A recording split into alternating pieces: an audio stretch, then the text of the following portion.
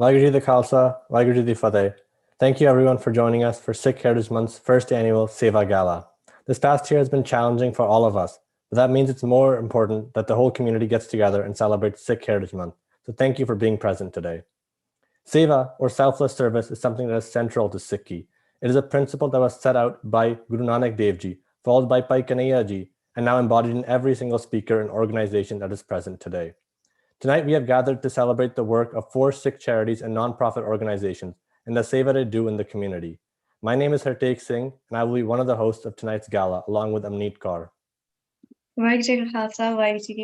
Our first speaker tonight is someone who has worked tirelessly for the past few decades to spread the message of recognizing the whole human race as one. He has been on the ground at every major humanitarian crisis. Please welcome Ravi Singh from Khalsa Aid. Okay, can you hear me now? Yep, we can. Okay, you guys are too technologically advanced.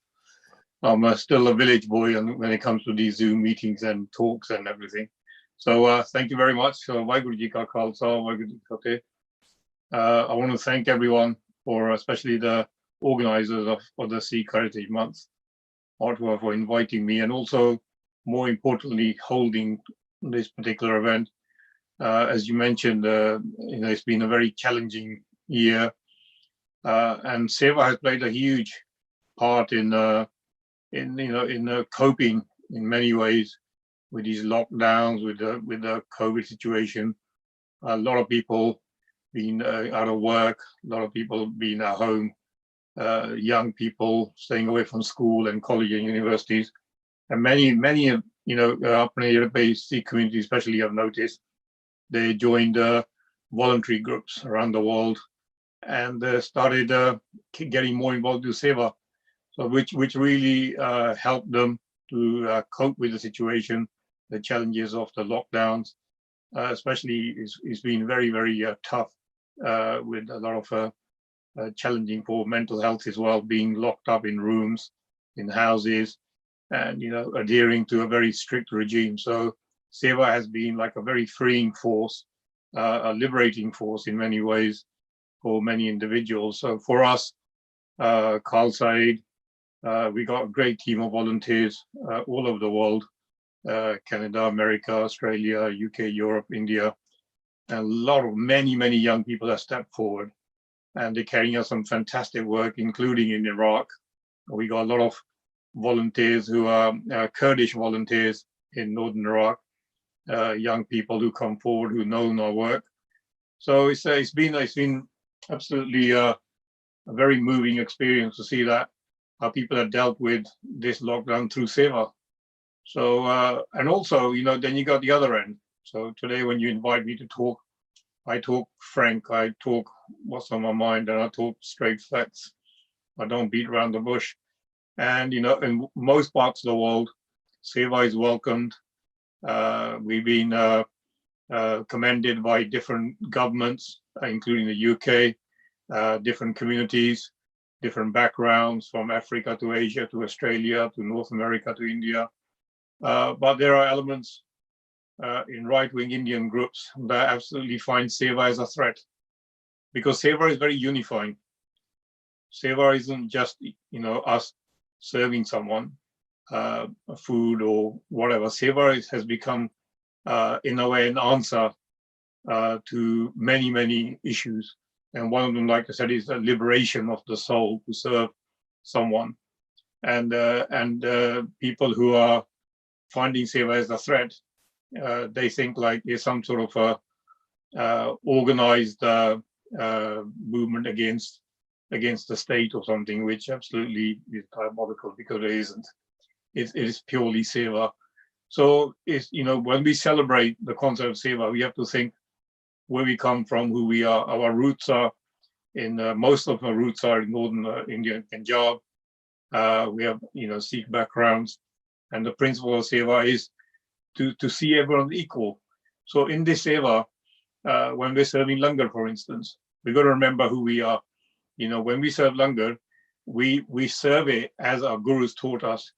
We don't differentiate. The Seva starts from the house, from the Gurdwara to langar groups around the world. We serve langar to anybody.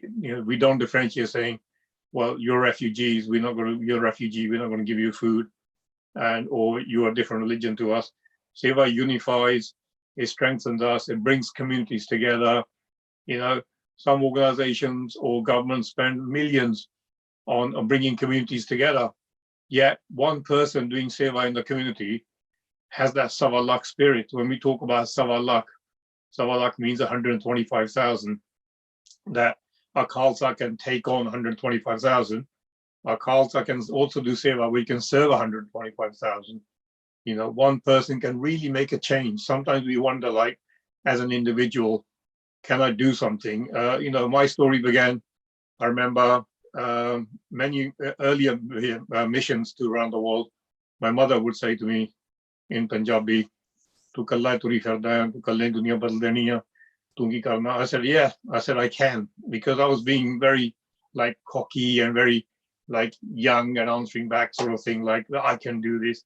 And I believe it. I really do believe that as an individual, you in your cities, in your towns, no matter where you are, you can be the revolution. And the Seva gives you the opportunity. You serve a homeless person, you serve 10 homeless people, you serve the langar to the vulnerable, to the poverty stricken, you become that revolution. So Seva isn't just something you see like something that, you're just serving food. Like I said, it's beyond that. It really brings communities together. It creates love. It creates spirituality. I'll give you a perfect example. Right now, we got the farmers' protest in Delhi, and there are wonderful people that are doing fantastic work on the Seva, serving the farmers who are protesting, from providing shoe repairs, to food, to blankets, to medicines, to looking after their tractors for free. There's become that farmers' protest has become a typical, an amazing example of a utopian Seva society where there is Muslims, Sikhs, Hindus, everyone's living absolutely perfectly, peacefully, and serving day and night. There's no business going on. It's Seva. So when we look back, doubting yourselves, never doubt yourself. You're here for a purpose, and Seva gives you that purpose. Seva is one of probably the most strengths, I would say, one of the absolute pillars and strengths of Sikhi, where we can actually bring on such a huge change around us, immediately around us, and then within the community. So, but sometimes we don't recognize it ourselves. So when we took Seva Khalsa, when Khalsa took Seva to the global level 22 years ago, this month, 3 days time, we knew that that's where Seva, the Langar concept with the Seva belong, where nobody reached, like refugees. In refugee camps, there are no fridges, there are no storage places. We got to serve what we got and make sure nobody starves, especially when a whole population or a community is on the move as refugees. And this is where Seva becomes the perfect example. You're actually serving selflessly, and serving in war zones around the globe has its own challenges. As a Sikh aid worker, we got our identity, we got a turbans and beard, and some people like ISIS, they have the same identity too. So when you're doing Seva or sending Sevadars into this field, you got to understand also that you're walking into a absolutely danger area where you could be targeted for the wrong reasons, because the people who are fleeing the turbans and beards, then they see you wearing a turban and beard, and you got to win their trust. So working in Iraq on the Syria border with the Yazidi community last 6-7 years, and Seva has done an amazing one amazing amount of hearts and minds. We've made some absolutely wonderful friends. There's been an amazing acceptance who we are as Sikhs, and they welcome us with open arms. So, my final message would be never doubt what you can achieve. Remember, Seva is more than just serving food. It's actually giving your soul, giving your energy, giving spirituality, and giving hope. When you're doing Seva, you're giving hope to someone. If you ever come to a refugee camp with me, if you ever serve the homeless in your cities, when they see you, they see someone different coming to help them from far afield, looking like we are very unique, very different. It lifts the spirit. It lifts that humanity within that person who's really feeling down. They have, they left their homes. They're struggling to find shelter or food or water. They got their families with them. And then someone like us turns up. We say, look, you're not alone. We come to serve you. And, you're lifting people. So Seva is hope. Seva is humanity. Seva is spirituality. And Seva is made for saint soldiers, sun spies, because you need courage of a spy, of a soldier, to move forward into these areas or disaster zones. So I'm a big admirer of aid workers, no matter which organization they come from. Aid workers are amazing, amazing beacons of hope. And I hope many of you guys who've not been to refugee camps or disaster zone will join our Khalsa mission through Canada or us and go on the mission. So there's a lot to do, but we have to first realize within who we are. Once you realize the power you have as an individual, the Savalak spirit, the spirit to uplift others, the spirit that one person can lift thousands, and you have that realization, you've achieved most of what many people want to achieve, which is that knowledge that what your purpose in life is. So share what we have, and when you share, when you give, you feel good. When you share, when you give, you feel more human. And when you share, when you give, your contentment. That is all what Seva is all about. Seva is about contentment within and sharing it. So thank you very much for for this time. I know time is limited, so and you have questions too. So I'm happy to answer any questions, and then maybe in the future we'll come to Canada and Ottawa and do a bit more Q&As when we have more time. Waheguru Ji Ka Khalsa, Waheguru Ji Ki Fateh. We have a few questions in the chat. So one of them is, how can someone get involved in volunteering with Khalsa Aid in Canada and in the UK? Okay, the best thing is to drop an email to info@khalsaaid.org or go to the Khalsa Aid Facebook page, Khalsa Aid Canada, or Instagram, drop a message. But if you email info@khalsaaid.org, we will forward your email to Khalsa Aid Canada. Okay, another one is, with your great work, you mentioned that governments perceive you as a threat. What type of communication challenges do you see in getting the message out in the light of organized propaganda?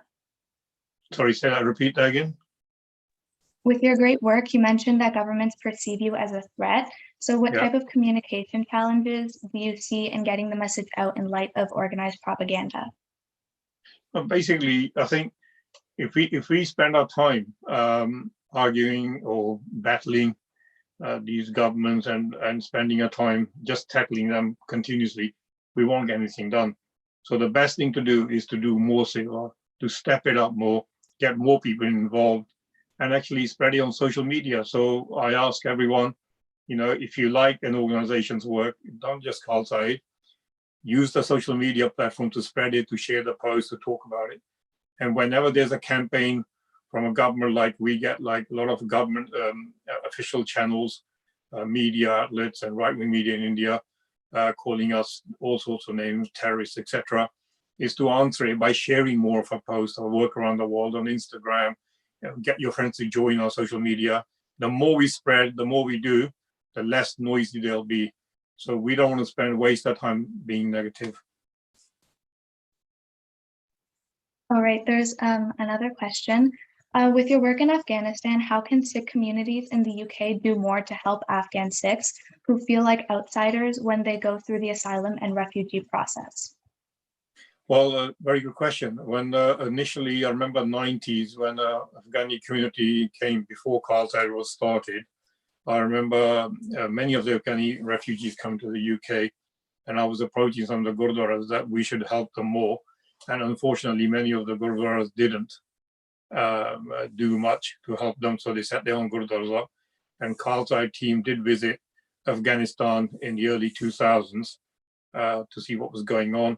And I myself, I'm continuously in touch with the Gurdwara, which is associated with the Afghani Sikh community in London, West London, as well as we talk to the Manmeet Singh Bhullar Foundation and other organizations, WSO, who are doing a fantastic job helping the Afghani community say, what can we do? We don't want to duplicate anyone.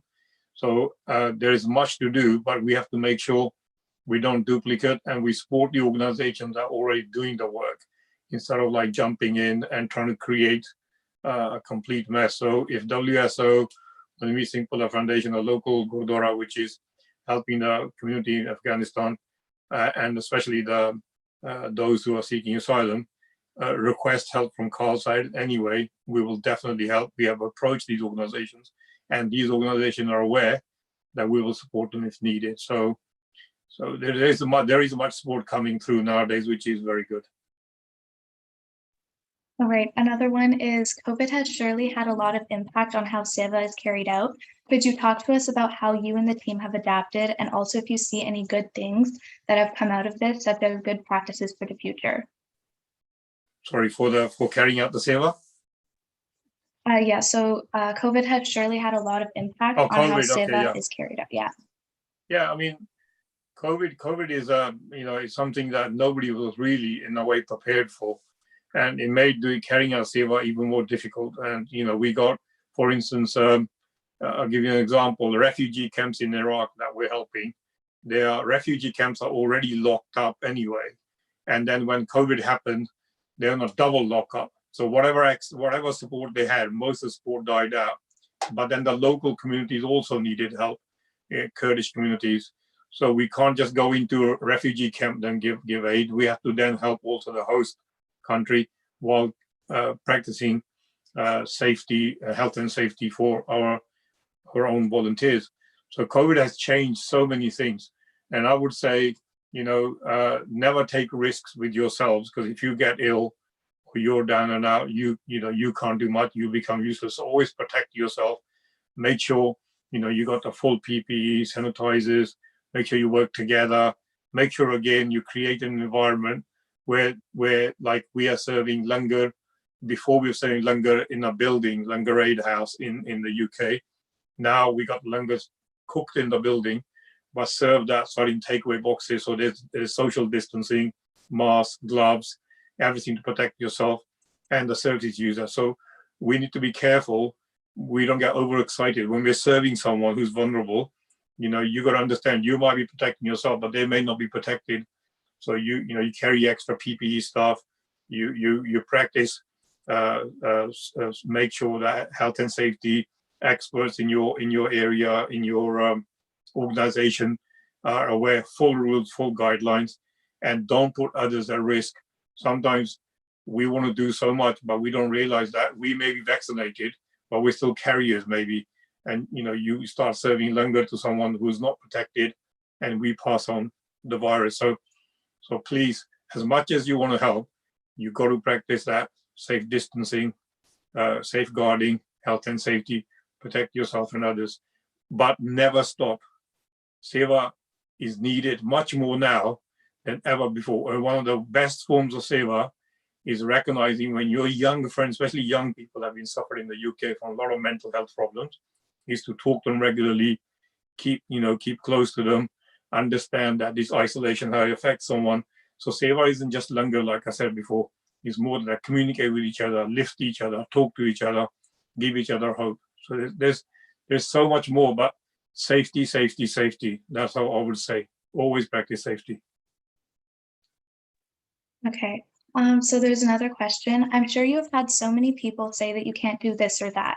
Why do you do so much seva, even discourage seva in many ways? How do you stay in Chardi Kala always, despite the struggles? Because our struggles are nothing compared to real struggle. Real struggle for me maybe, it's difficult to getting somewhere, or you get ill, or the risks are high, or you might catch a disease, you might get harmed. Like when you work in an earthquake zone. I remember working in the mountains in Pakistan in 2005 earthquake. We're driving around in the mountains, and the mountain is still moving, tremors and rocks falling, cars being hit, and you have to balance it. You got to think, okay, you can't let that affect you. You can't suddenly sort of like say, I give up, because there are a lot of people depending on you.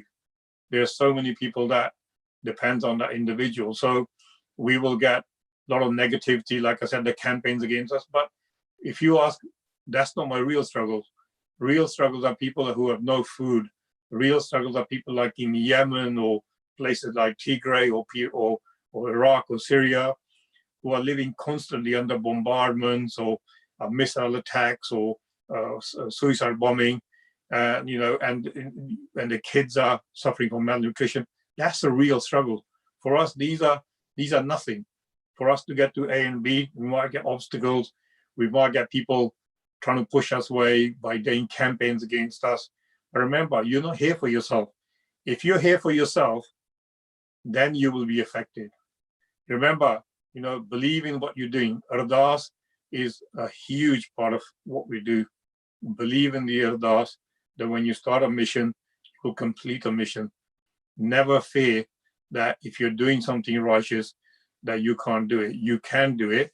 You just got to remember, we had survived in the jungles. Our ancestors just about survived in the jungles. They never gave up. They always said, even under pressure, when they were suffering with prizes on their heads, they said, we're always in Chardi Kala. So our struggles is nothing compared to that. Our history is rich. Our background is rich. So we need to understand who inspires us, what inspires us, and then never feel that, especially living in the West, we are blessed. Our struggles are nothing compared to other people. So you are on a win-win. The Chardi Kala spirit, the spirit of your ancestors, people who gave you that platform to be where you are today in Chardi Kala, they inspire us. and that's what should inspire you. We never feel deflated because we believe that Tan Man Tan, the Guru Ang Sang Sade Naal Sare Kush Chardi Kala, we don't need to panic or worry for ourselves because nothing belongs to us. Sara kush Rabb da hi a. Okay, one last question. Over the last year, what kind of donations other than money have been valuable to your work, and what items do you need more of? Depending where we are in the world, like we had donations of food across America, North America, Canada, etc. In Australia, we had amazing businesses approaching us. In India, we done PPE kits in the beginning. So it all depends on where we are. People donate clothes, food, depending how we can take something where we need it. But most of our chapters in country, I think you'll hear more about the Canadian chapter soon, where you are in America, Canada, wherever. They do food drives, clothing drives, winter drives. Then you guys can donate that particular item. So, we get monetary donations all the time from different individuals in different countries. That's like a constant flow, which helps us to do the operations around the world, from delivering food parcels in Africa or to refugee camps, to supporting our programs in Punjab and India and with the farmers. Our India team is doing a fantastic job. They depended on a lot of items, donated blankets, food, medicines. A lot of stuff was donated to them in the last few months when the farmers' protest started. Even now, truckloads of aid coming. So there's no one particular thing at the moment that I can say, make sure you donate that. It all depends on the particular region, area, and the appeal at the time. All right, thank you so much, everything, for your time. And thank you, everyone, for all the questions. We have a lot planned for the night, so we must move forward. Thank you very much for everything and appreciate your time. Our next speaker tonight will continue with the themes outlined by Ravi Singh, but bring a more Canadian perspective to the conversation. Please welcome Jindi Singh, Khalsa Aid's Canada Director. Waheguru Ji Ka Khalsa, Waheguru Ji Ki Fateh. Thank you, everyone, for having me. Can you hear me okay?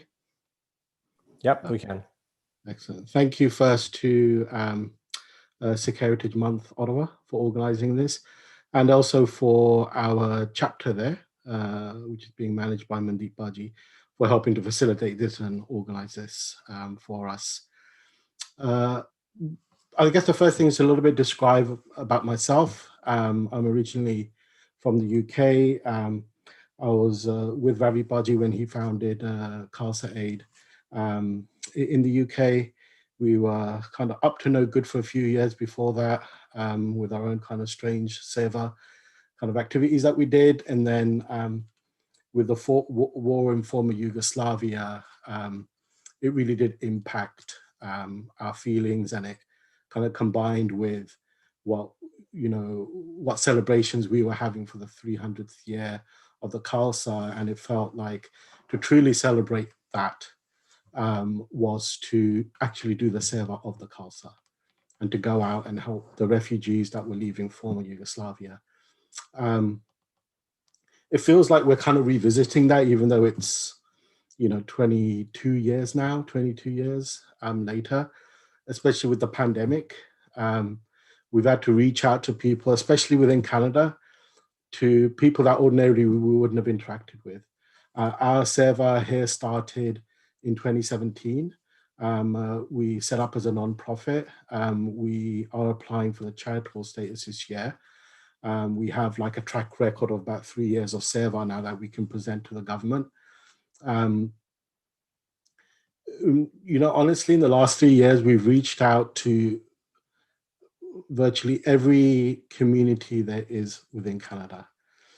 During the pandemic, our teams had to work under the guidance of whatever the province or the city was saying to them. But I think we managed to give out tens of thousands of grocery packs, hygiene products, helped food banks, international students.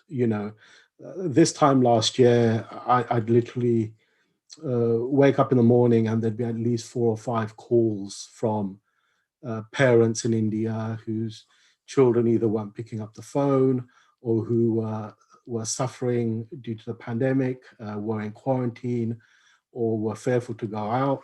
And, even though it's been a year and we've kind of gotten used to this as our normality, that was a bit of a shock to the system that, we'd get these calls from India, we'd reach out to the student, assist them with whatever they needed. And then we were finding across the country that food banks were running out.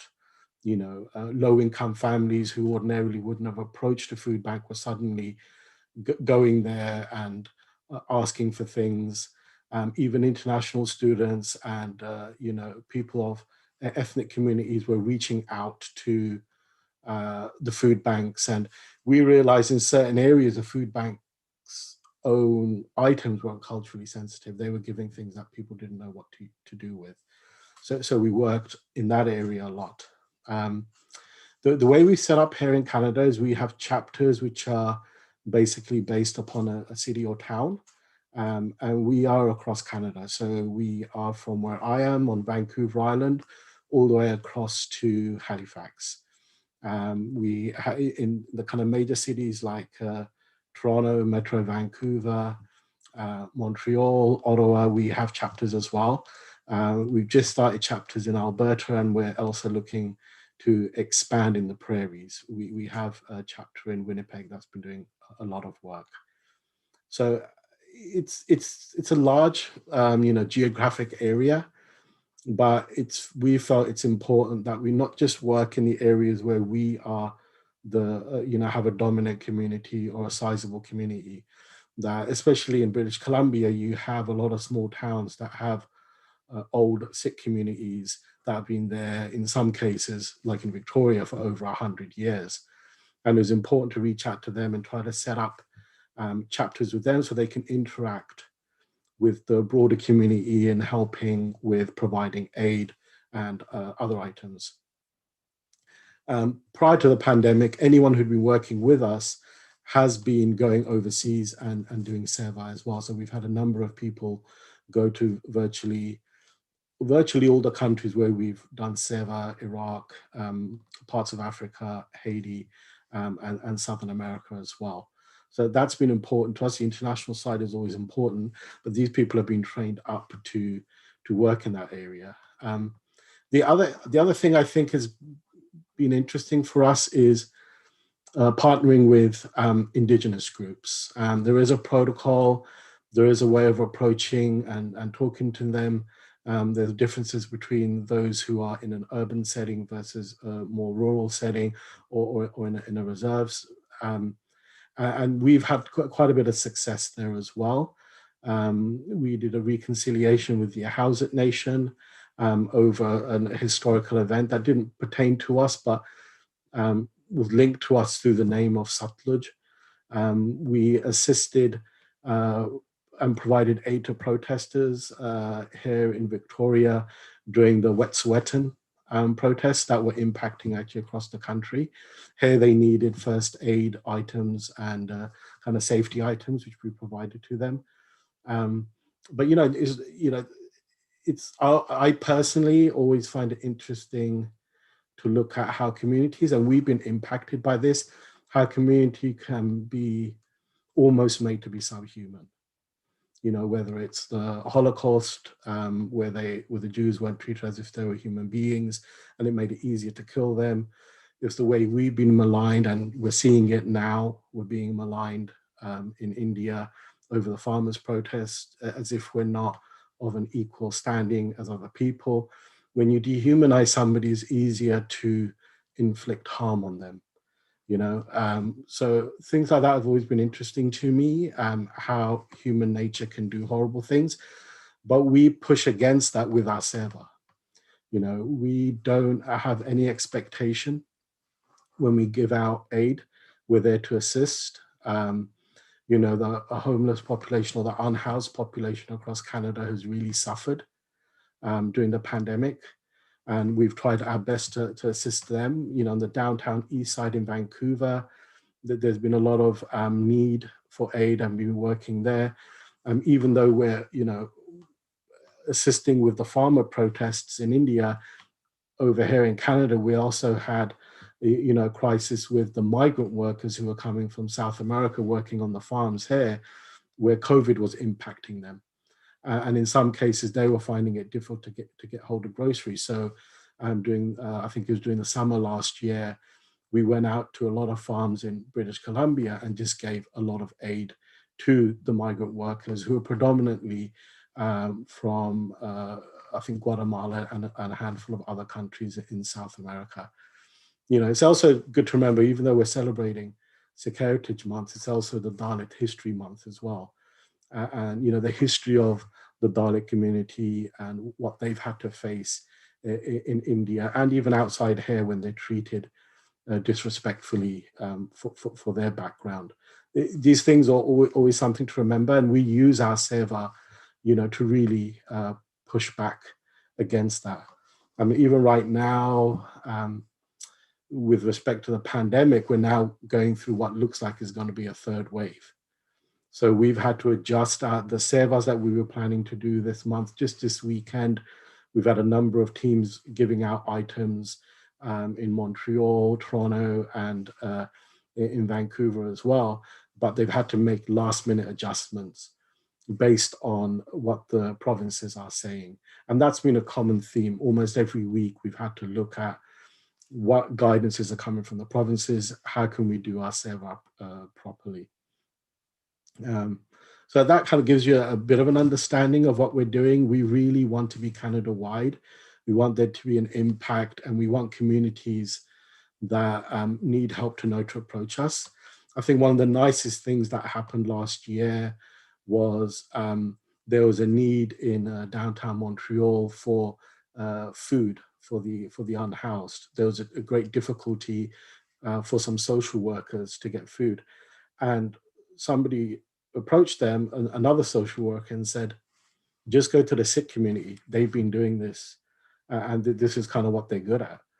And so what's happened now is, since that time, I think it was last summer, almost every week, the Montreal team has gone downtown, and they just sent me images today of going downtown and giving out snack bags to the unhoused.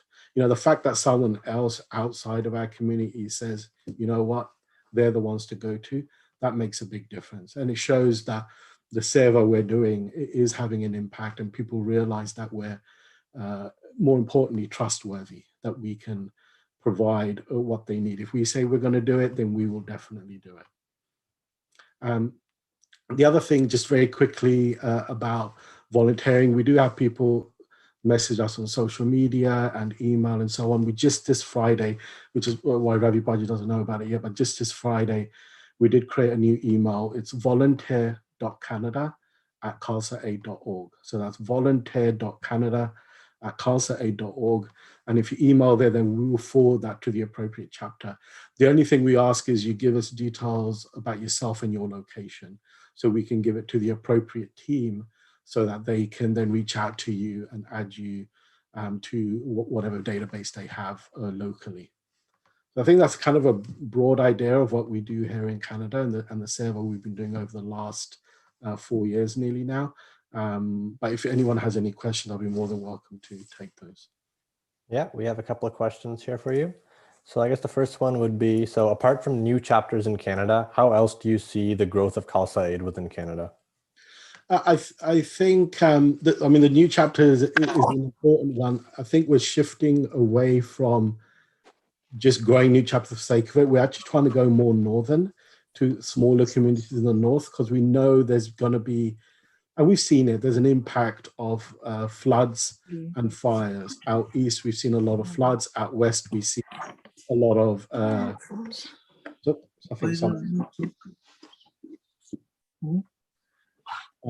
out west, we've seen a lot of fires. So we want to start working in those kind of natural disaster areas more. So that's going to be our focus after that pandemic. We always have ideas of what we want to do at the beginning of the year, and something just pulls the rug from underneath us, and the pandemic did that for us. So that's one area.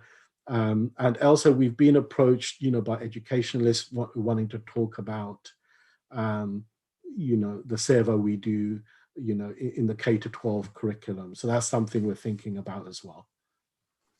Yeah, that's a good answer. And then, so another question. So I know you touched on the indigenous communities, but someone's wondering how are you addressing some of the other challenges that indigenous communities face in Canada? Right now, I mean, we've worked with providing aid, usually food aid and hygiene aid. With respect to other issues within the community, we don't yet provide, things like counseling and anything related to mental health just yet. So that's one area. But really, it's a question of knowing what it is they need. And it does take a while to build trust with Indigenous communities, because they have been obviously used and abused quite a bit. So for us, it's a slower process, build trust. With the House It Nation, we're hoping to build a playground at a House It for the children in memory of Maggie Sutledge, which was part of the reconciliation we did. We know water's definitely been an issue. How we can get involved in the clean water program, we're still trying to figure that out. That's why the local chapters are important, because they can link with local politicians and Indigenous leaders to see how we can assist them. That leads really well into our next question. So where someone's asking, so what advocacy work do you do within the Canadian government? Are there any long-term work being done to change government policy? As a humanitarian relief group, we really don't do much advocacy from that perspective. And honestly, if we decide we are going to do it, I would probably seek a lot more legal advice as to what we can and cannot do. Do we need to sign on as a lobbying group? I think most have seen the WE scandal and what's happened there. So we don't want to be put in a similar position. Just, it seems just picking up a phone and talking to them, if you haven't signed up as a lobbyist, can cause you a lot of problems. There's enough work out there to do. I don't think Khalsa Aid necessarily is the group to be working in the advocacy field. There are other organizations, local organizations, as well as groups like WSO that, this is, in some respects, their bread and butter and what they do. And I think sometimes supporting groups like that in what is their speciality is more important, rather than trying to create another organization that does the same thing. I mean, locally, we've done some work where we've reached out to councillors about maybe the homeless situation, or asking politicians to make it easier for us and more efficient for us to deliver aid. But as far as advocacy is concerned, we haven't got involved in that. And so the next one would be, so does Khalsa Aid work with the Red Cross emergency response during like flood support, as they already do that work? And no, I don't think we hadn't here when the floods happened in Montreal and Ottawa, I think back in 2019, we actually worked with the local law enforcement, the fire department, fire brigade department, and councillors, and they directed us where to go and do things like sandbagging and assistance. We haven't engaged with Red Cross. Ravi Baji would know if we've engaged with them internationally, but my instinct is that we haven't engaged with them. Okay, so the next question would be, so how do you balance family life commitments along with the challenges of devoting so much time to Khalsa Aid and volunteering? So either you can do one thing very good, or you can just do everything really badly. So it's usually the latter with me.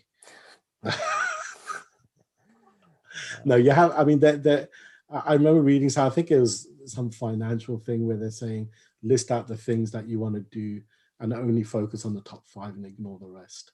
And I think that's an important thing.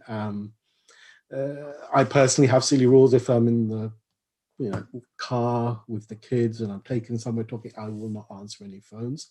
My children are teenagers, so they barely speak to me anyway. So any opportunity I get to interact with them, I will. And this is a long weekend. You set aside some time to do things.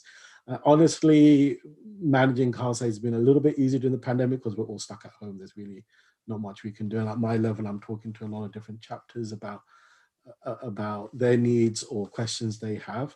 But it is a fine balance between that and work. I'm a little bit fortunate that I do work from home. I've been working from home since 2007. I'm a statistician by trade. So from that perspective, it's been a little bit easier, but you do have to, really fix your time. I'm doing this now, and then you move on to something else, and learn to turn your phone upside down so you don't see the screen every 5 seconds. And then I think one final question we'll take before moving on is, what is something you'd like to tell young Sikhs who want to do Seva as like a key goal to follow in life? I think just do it. I think sometimes we get a little bit caught up in over analyzing everything, or we want to do a risk plan or do this or do that. I think there's no harm in reaching out to a local frontline organization, whether it's a shelter or food bank, for example, or even the local gurdwara, and just asking, how can I help? And doing that. There's so much seva out there. There's so much help that people need that there's no end to it. So I would say, do not be fearful and just do what you can do. If you only have, $10 in your pocket and that's all the aid you can buy, people will still be grateful that you made the effort. I always say, it's the warm bodies are more important to us than the money. The sevadars are more important. This year has been, especially this last 12 months has been especially difficult because, the health of the volunteers has been very important. At the height of the pandemic last year, we were organizing shifts in Toronto so people would have breaks and wouldn't be exposed in the same building for too long. So things like that are important, but anyone wanting to do seva, I would just say do it. Sometimes you will make mistakes, but learn from your mistakes, and the next time you'll do it better. That was a great answer. Thank you, Jindipaji, for all the time that you took out of your day today. And unfortunately, as we have a lot planned for the rest of the evening, we have to move on to our next speaker. Thank you very much. The next organization whose work we would like to celebrate tonight is the Manmeet Singh Bhullar Foundation. The MSBF was set up by the family of the late Alberta MLA Manmeet Singh Bhullar to honor his work and his ideals. So to talk about the work done by the MSBF, today we have Sarjinder Kaur Bhullar. Thank you so much. I hope audio and everything is working. Manmeet, thank you for the introduction, and Hardik, thank you for including us as you've been organizing this. So I begin by acknowledging that here in Canada, we are unique in the fact that we have set aside a full month to celebrate our Sikh heritage. And I would be missing such an important moment if I did not say that as Vaisakhi approaches, so many of us, I am sure, have our hearts at the three borders where so many of our elders continue to live their lives in defense of what makes so many of us who we are. The faces that we see sitting here on social media or on TV, those are the faces and the people that have planted seeds that not only nourish our bodies, but our minds and our hearts. Their blood, sweat, and tears have mixed with the soil of the land that creates the roots from which we are all still finding our grounding. And so their fight is very much our fight. And as the heat of the summer approaches, I do hope that they continue to find themselves in complete Chardi Kala, and their fight continues on with everyone's support and prayers. I just want to also acknowledge the speakers before me, Mr. Ravi Singh and Mr. Jatinder Singh. For all that you guys have done through Khalsa Aid, you really have in many ways elevated the importance and impact of Seva through lived examples that the youth are now seeing as ways that they can also get involved. So for that, thank you. And for the speakers that will continue after me, the fact that you are focusing on such important topics such as mental health and female empowerment, I say all the power to you. And if there is any way in which the Manmeet Singh Bhullar Foundation can be of service with you, we are always there. Our foundation, the Manmeet Singh Bhullar Foundation, was started in 2015 in memory of my younger brother, Manmeet Singh Bhullar. And for many, he continues to be known as an elected official, a politician who in that role accomplished many firsts, such as being the first Sikh cabinet minister and MLA in Canada who wore a turban, and also the youngest when he was elected at 28. And I don't see that because of only his accomplishment. I share that because when we acknowledge a first, we are also acknowledging that that first matters, but what matters even more are the many others that come afterwards. And that was so much a part of the duty that Manmeet felt, is that once he took a step and had an accomplishment, how does he encourage and support others to be the next? It comes with a deep responsibility. And when you look a certain way and you don't fit in of what a typical description would be of someone who is supposed to be sitting around the table in a particular space, that deep sense of knowing that what you do and how you carry yourself, your accomplishments and your setbacks are not only yours, but also seen as wholly describing a community, that for him and for many others, I'm sure, knew that his physical presence indicated that a Sikh was now in a place where people may not have accepted one to be. And so from that, he knew that he had to do more and he had to succeed so that others would be given the opportunity. And I think when we look at Manmeet's story, to us and so many others, I think of his acts of service, and that is what he is most remembered for, is his seva, not his title. He's remembered for that and he's missed for that. He lived his life and his last moments guided by a question of how can I be of service? And he lived that way not because he was an extraordinary man that was born into power or privilege. He lived that way because he was born into a faith, like so many of us, that is where the foundation is that he's born into a Sikh faith, that his power and his privilege comes from the fact that seva is the foundation. And from that foundation, what we do with it is our power. And while that can sometimes feel daunting, as the speakers before me mentioned, it is a privilege, and every act of service is seen as never small enough for the person that is on the receiving end of that. And every single one of us, as with our relationship with God, we have the ability amongst us to define that relationship that we want to have with seva. And for Manmeet, it started as a youth. It started by fundraising to raise funds for a hospital in honor of the 300th anniversary of Vaisakhi. It started by encouraging his peers to find healthy outlets instead of drugs and alcohol.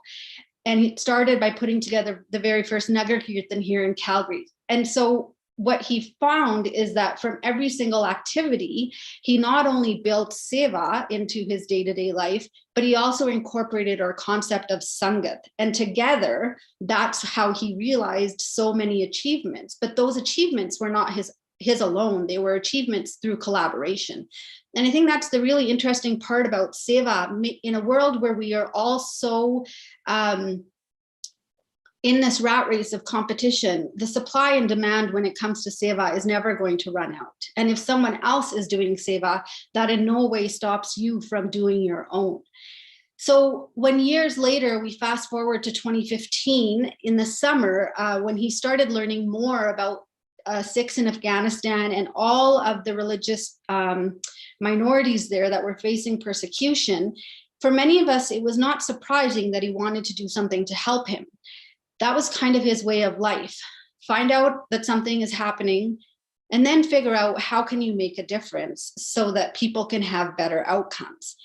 And so really, he thought about a big problem, but started small, and those small acts added up. And in 2015, when it was close to his time of passing, he was still traveling around the world trying to find ways to bring Afghan Sikhs into a place of refuge. For him, it was about first helping them survive and then later helping them thrive. And no one feels his void more than his family and friends. But what I think has been such a source of strength for us is that we have carried on this project in his honor, not alone, but together with people in the community, people who have always said to us, tell us what you need, and we are here to see this through. Many of those people are on this call. Khalsa Aid has from day one said, yeah, if you need something, we are a phone call away. And people from around the world have continued to do that. What he did the month before his passing was lay the groundwork for a project that we're continuing today. And what we've seen is that we have been able to assist Afghan Sikhs and Hindus to come to India. And then what we are doing is working slowly through an immigration process to get them here to Canada. And what we have to remember is that in that survival to thriving, this is a community that has endured so much that the basics that we take for granted are things that they are learning for the first time. How to hold a pen, to sign a piece of paper that will then help them immigrate here to Canada. A child going to school for the first time, how to use a debit card. For a woman to understand that she can work, that she can make decisions on her own.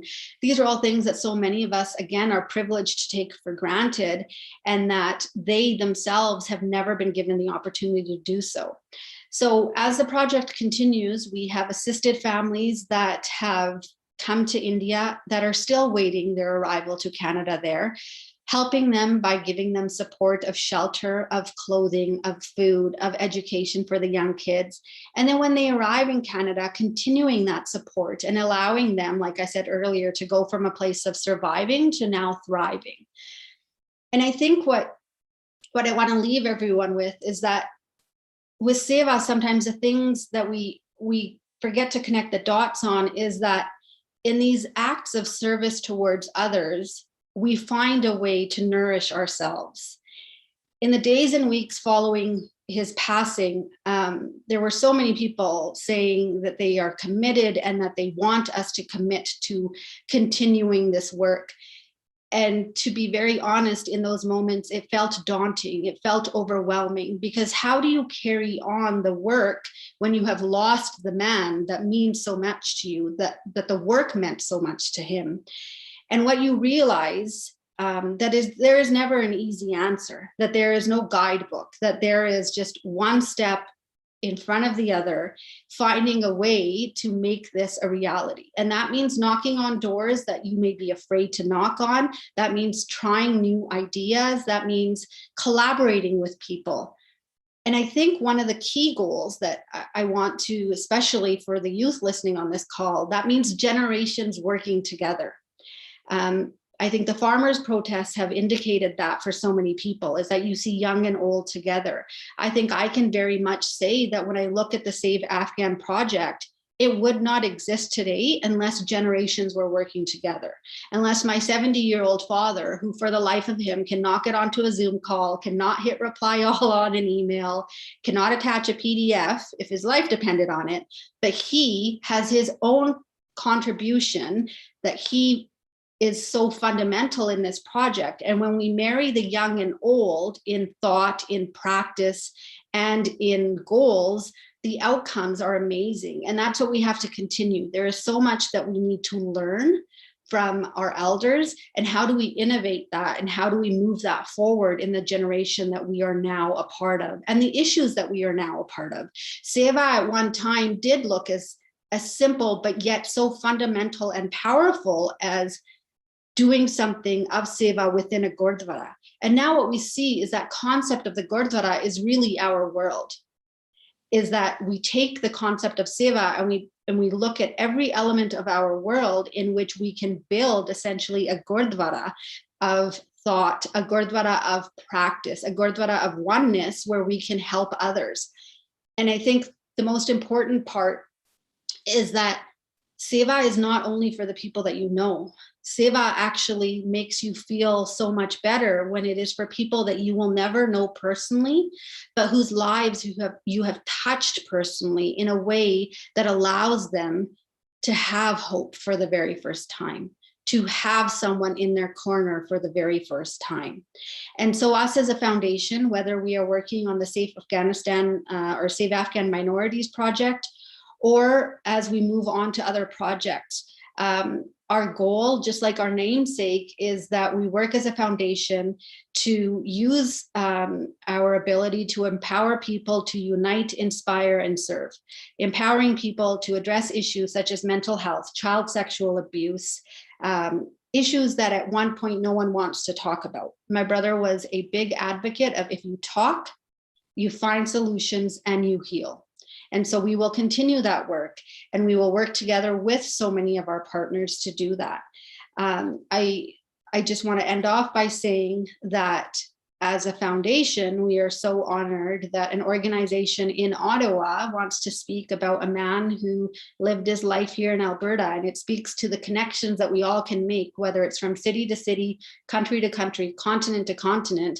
And together we can feel this sense of oneness and this sense of a deep commitment to the foundations of our faith and of the principles that allow us to not only shape our own identity, but shape the identity of Sikhism for the rest of the world to see.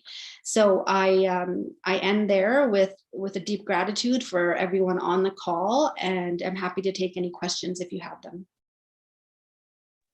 Thank you. We actually do have quite a few questions in the Q&A box. So could you give us an update on the Afghan Minorities Project? Absolutely. So what we've essentially done is broken it up into two cohorts. So cohort A is the initial group that Manmeet was helping from the province of Helmand that was in the most dire of circumstances. That group of 150 plus people have been settled in India, and of them there's about 60 that have arrived in Canada and have lived here since 2019 onwards. And so we continue to support them and also the existing families from cohort A that are in India and working on their immigration process here to Canada. Like anyone has seen, COVID has impacted every aspect of our life. So of course, immigration processes are stalled and slow because of COVID implications. So that's cohort A. And cohort B, which has grown in size because of the fact that there was a attack almost a year ago at a Gurdwara in Afghanistan, that has indicated that more and more people are fleeing Afghanistan and now moving into India. That's a number of about 500 people that we are continuing to work closely with the Canadian government to find a way to bring them here in an expedited manner. Our format is private sponsorship. So we sponsor these families as citizens of Canada and take on that responsibility. And so as we move towards taking on responsibility for hundreds more people, we need the government to step up and give us a concise and consolidated way of doing that so that all of the offers from the community that we have received to help these families can actually be put into action. All right, thank you. Another question is, what are your growth plans for the foundation? Great question. I often say to everyone that met Manmeet and those that are now learning about him, he was not a one goal at one time kind of person. He wanted to do many things all at once. And so that was frustrating for some of the people that had to work with him, but it was also important for us to carry on with the foundation. So one of the things that we are tackling is bringing more awareness to child sexual abuse, working with youth to understand that they need to be empowered, that they need to make good decisions, kind of taking them away from the realm of possibly getting into criminal activity, going down a road where addictions and substance abuse is one avenue for them. And then also mental health is a large component of what we will be working with. One of our next projects is going to be around providing mental health counseling or kind of peer supports so that young people throughout the community can understand how do they look at certain factors that they can see possibly in their peers or, you know, with other people in their schools and reach out to them and kind of be ambassadors for mental health. So those are some of the things that are in the works right now. Okay, another question is, over the last year, with everything being remote, what was the proudest moment the foundation has had? Wow. I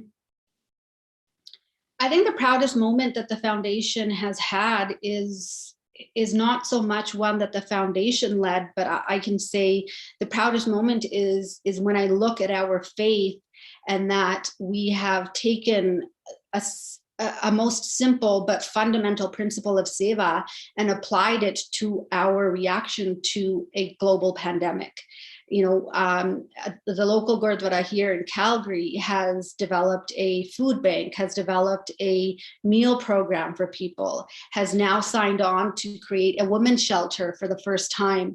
Those are moments that I look at and I think, I am so proud to belong to a faith, and the Manmeet Singh Bhullar Foundation is so proud of a faith that he considered one of his most important factors from his identity, and see that as a community, we're recognizing that our ability to serve people is exponential in its impact, and also in our ability to be seen as a faith that will do whatever we can for anyone that is in need, not just for someone that looks like us, that prays like us, but simply for one human to flourish.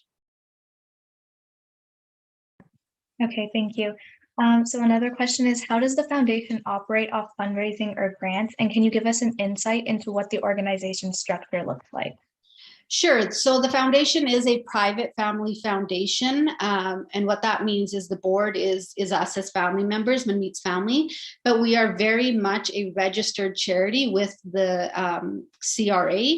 And so all of our fundraising activities need to be shown and shared with the community that we serve. That means that we are a charitable foundation that provides tax receipts for anyone that gives donations. Our annual expenses, everything that we do is then given to the federal government. And so we have to abide by all of the charitable rules that the Canadian government has set out. I will be very clear in saying that our fundraising goes towards the support of our projects and our initiatives. We do not have paid staff. And so when we look at the Save Afghan Minorities project, if you are earmarking fundraising for that, we specifically hold it for that cause. And we also are very clear to indicate that our fundraising does not go directly to Afghanistan if we're speaking specifically about that project. I know that is a core question that many people have, and the reason that we do not send funds to Afghanistan is that our mandate doesn't allow that as a Canadian charity, but furthermore, there are risk issues associated with that when it comes to the safety of the people in Afghanistan. All right, thank you for the clarification. So another question is, how long does it take to get a refugee processed through private sponsorship programs? Well, 5 years plus, because we are still working on it. So that is one of the biggest things that we do continue to advocate for, is that this process needs to be quicker. But what happened, when I can speak about every family's process is unique and their progress is unique, but 2016 and 2017 was when we started the paperwork for a lot of these families, and they arrived in 2019. So for the average family, it's about a 2 to 3 year process. Okay, thank you. So another question that relates to that is, typically, what is the cost of a sponsorship? So for a family of 5, it's a combination of in-kind sponsorship as well as cash sponsorship. And so the government of Canada regulates how much we have to spend, and it varies every single time. But at a minimum, we're looking at about $25,000 for a family of 5. All right, thank you. So another one is, can you share a success story or a proud moment from one of the families that has arrived to Canada? I can. So I can share a few, actually. Something as simple as someone getting their driver's license. They are buying a car for the very first time. And then we have children who are, 2 years ago, we had an Easter egg hunt for the first families that arrived, and for the children to just simply be able to play in a playground and just have fun. That is a proud moment. It seems small, but that's the exact point of this, is that simple acts lead to so much large impact for these families. I think the biggest proud moment is that when we're seeing some of these young kids go to school for the first time and the progress that we're seeing with them. So, you know, when we first met them, they did not want to make eye contact. They don't even want to say hello. They are so shy. They're shell shocked, and understandably so, because of what they have seen. And then just within a matter of months, you see them again at the Gurdwara, and this is pre-COVID, of course. But now they're running up to you and they're saying hello, and they want to talk to you and they want to engage with you. And so slowly what you're seeing is that their day-to-day life is going from less of a survival mode, but more of a thriving mode. And just to be a part of that is amazing. On a personal note, I think one of the proudest moments that I have had working on this is in 2018, when we traveled to India to sit down with the families and take some of them through the first immigration process. It was about 11 o'clock at night in a Gurdwara where a lot of these Afghan families live. And in the middle of that Gurdwara, I heard my father speak to these families and say to them that this is a full circle moment for him, that in the 1970s, he came to Canada and he left behind a life of pleasure and privilege in Punjab and started building a life here for himself, and got to a point where his son was able to become a cabinet minister in a provincial government. And that son somehow had this thought of wanting to help people in Afghanistan, not nearby, not a neighbor, not a friend, but someone that he just genuinely wanted to help. And what my father said to these Afghan families is that I hope one day you are able to come to Canada. We can bring you there and you can find a way of carrying out your own act of seva and helping other people. And I think that for me was a proud moment as a daughter, as a sister of Manmeet Singh Bhullar, but I think more importantly, or equally as importantly, it was a proud moment as a Canadian and as a Sikh to see that our faith requires us to do seva and to always have this concept of paying it forward. Thank you. So there's one more question. 2 to 3 years seems shocking for the sponsorship. So how closely do you work with WSO to advocate to improve this timeline? Yeah, so the WSO, Balpreet Singh specifically, is how Manmeet found out about this project in 2015. They had been aware of the plight of Sikhs and Hindus, and so he got a lot of information and support from Balpreet Singh and WSO in getting himself aware. We are constantly in contact. As Jatinder Singh said from Khalsa Aid, they very much have a role of advocacy, and so they lobby for this work to happen faster.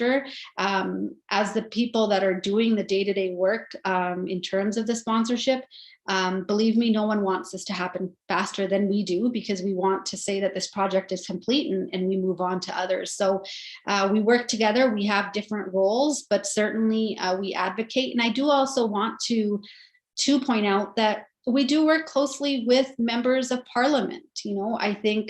I think we live in a world sometimes that if we don't see it on social media, we think it doesn't happen. But the reality is there is a lot of stuff that happens behind the scenes as well. And so while I am the first person to say that we need stuff to move faster, we are very fortunate in the fact that we do have members of parliament that continue to advocate for this to be done. Thank you so much for your time. And with that, we'll have to put a pause to the questions since we still have a lot in store for the rest of the evening. Thank you so much. Next up, we have Manmeet and Jasmeet from SOCH Mental Health. SOCH is a community-based mental health promotion initiative founded by 2 mental health nurses, which is rooted in education, prevention, and building resilience for the South Asian community. Please welcome Manmeet and Jasmeet to the stage.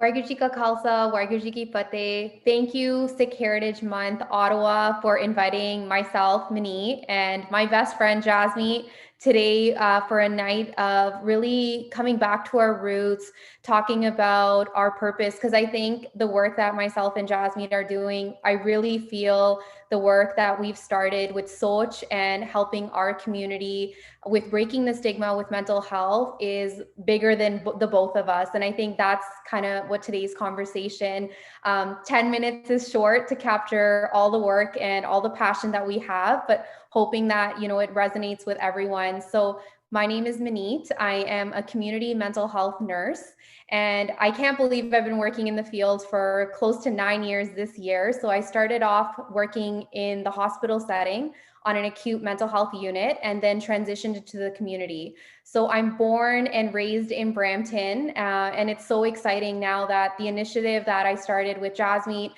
started in Brampton and really focuses on the South Asian community, where we've had the opportunity and privilege to support a lot of Punjabi Sikh families. And my name is Jasmeet, and very similar to Manmeet, I am also a registered nurse, the co-founder of SOCH. And one thing Manmeet forgot to mention is that we're actually best friends. We met when we were in grade 8. So this partnership is really natural, and you'll get a little bit of a sense to that when we continue with our stories. But similar to Manmeet, I've also worked in the hospital with individuals that have chronic persistent mental illness. I've worked in the community, and I also did my master's recently. I finished in February, and my thesis was actually looking at the impact of drinking on Punjabi families, which, as a lot of you may know, is a huge problem in our community, but it's an issue that tends to get pushed under the rug. So both mine and Manmeet's stories really start from our home, our upbringing.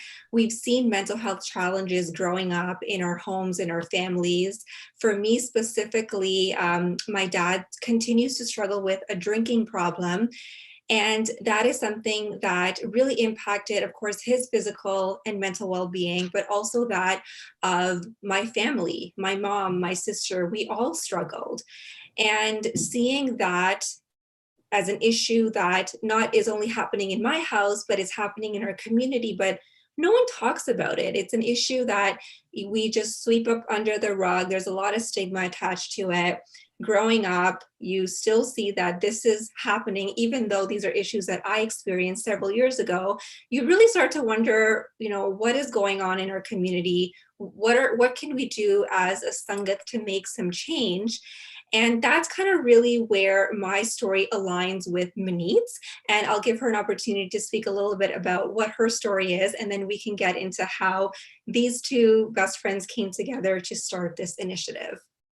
Yeah, so like Jasmeet was mentioning, I think when you get to learn about mental health, for a lot of people out there, I think majority of individuals don't know what mental health is, and we confuse mental health with mental illness, which is, mental health, we all have mental health, and it can be on a spectrum, but mental illness is when you're actually struggling with certain symptoms. So myself, being on the journey of, going to high school, then going to university and getting into mental health, coming to understand that my dad really struggled with depression, and that started after he lost his dad and he lost his brother in a short period of time. But just seeing how grief can be so consuming to someone, and himself, I think being a male in our South Asian homes is very challenging to embrace your emotions, and to also even share the difficulties that you might have. So that is a narrative that I'm a part of in terms of seeing my dad struggle with mental health, struggle with depression, and him being an individual who loves acting, is very social and very engaged in the community. And so you'd often find friends and family asking, why is he depressed? Why is he feeling down? His kids are all doing well. They're so successful. They came to Canada. They're settled. Like, what is the reason that he feels this way? And especially seeing someone who's in the arts. After losing my dad at the end of 2018, I think, myself being in the field of mental health, and SOCH by then had already started, I kind of got to take a step back and realize, I think it's when you go through your own personal life experiences, despite being a professional, you get to see that, these life experiences can really have a traumatic impact on you. And if you don't have the tools to cope, you don't have the language to identify what you're going through or what a loved one is going through, it can be extremely difficult. And that's where myself and Jasmine, I think seeing mental health in our homes, you know, we'd often talk about, I think not directly, but indirectly talk about what our dads were going through, that we needed to bring change. And that's how SOCH came to be, working in the field of mental health in the hospital and community setting. We wanted to bring a change in the conversation that's happening at the community level. So a lot of organizations, mental health organizations that are out there, they aim at providing direct service if you are actually struggling with a mental illness, and if you're actually caught by the system. But what SOCH is doing, and what we started, was to start that conversation. So SOCH in Hindi or Urdu Punjabi means to think or a thought. And that is how we felt was the best way to approach this topic that has so much stigma in our community, to start that conversation about mental health. So today, SOCH is a mental health promotion initiative that looks at a preventative lens, with looking at education, prevention, and building resilience in our communities, where culture and language needs to be at the forefront of the conversation. I think about it now, like, you know, myself and Jasmine often have these conversations to be like, you know, if our parents had this information, if our dads had this information, if they had this support or this language before they went through their life circumstances, would their story have been different? And I truly believe it would have been different. So we're trying to change the stories and the narratives for other people that identify with some of the experiences that we've seen, if not more challenging ones. So with SOCH, like Manmeet mentioned, since we try to focus on health promotion, we try to do that through a lot of creative manners. So both Manmeet and I, we have done our master's. Manmeet forgot to mention, because there's so many things you can say in 10 minutes. Her master's actually focused on, her thesis actually focused on depression within the Punjabi community and how they access services. So we are really passionate about working with our community and using our community as a tool to build one another up. And the research, for anyone here that is in, you know, grad studies, is into research, you know that when it comes to ethnic communities, they talk about using these creative manners. So that's something that we really try to incorporate with SOCH. It's using that out of the box thinking in terms of talking about stigma, using that language, using that cultural approach to discuss a topic that we all are going through, but nobody wants to talk about. And if there's anything that you take away from our discussion today, is that we all have mental health. Just like we have to take care of our physical well-being, our body, we also have to take care of our mind, not just when things are not going well, but on an everyday basis. So with our health promotion activities, we try to do a lot of work in Punjabi. And the reason for that is because, yes, South Asians are a very broad category, but because Manmeet and I speak the language, we had to start somewhere. So whether it's, you know, doing talks like this, we have a channel, we have a show with the Sikh channel called Apni Soch, where we'll have chats in English and Punjabi to really reach a diverse range within our community, because social media can only target so many individuals, say the 20s to 40s range. But what about our parents' age? What about our grandparents? Because every single person that is living together, their mental health is connected. So we really try to use the concept of Sikhi or spirituality in our practice as nurses. And for anyone that is a healthcare professional, you may know that when it comes to school, nobody in the curriculum talks about religion or spirituality in terms of how you as a clinician are using it in your practice, or how you can use it for your patient.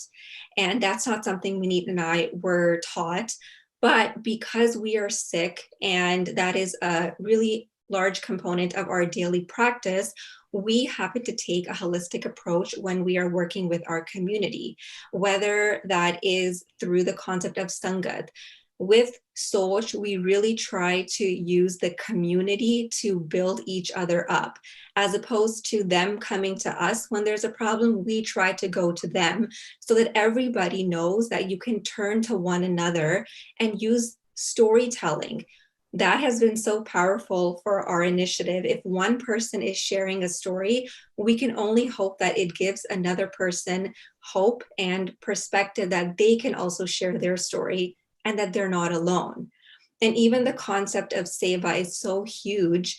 For a lot of individuals, they may not know that for the first 4 years when we were doing SOCH, we weren't being funded. Manmeet and I were self-funding ourselves because we're so passionate about this and we just wanted to work with our community. And even the concept of Simran, we try to incorporate that. For anyone that has been to a SOCH workshop, whether it's in person or virtual, you'll know that we start most of our sessions with some sort of mindfulness meditation. So in closing, my last comment for anyone that's watching today or listening is that if there's something that you want to start or do for your community, you're able to do it. Like with nursing, we weren't taught that we could go and start our own organization, work with our community, use language, use culture, use Sikh, use spirituality to target mental health. But we found that there was a gap in the system, and using everything that we learned, we've started this initiative. And if there's something that you want to do, use your sangat, use your community, use the concept of Seva to bring everyone together, because that's how we're going to change our community SOCH about mental health. Thank you. Well, first of all, thank you. Thanks to both of you for taking the time to be here today and speak about SOCH and mental health. We have a bunch of questions in the chat line. So the first one would be, so with COVID and the future of work moving online, what impact do you see on mental health with increased isolation?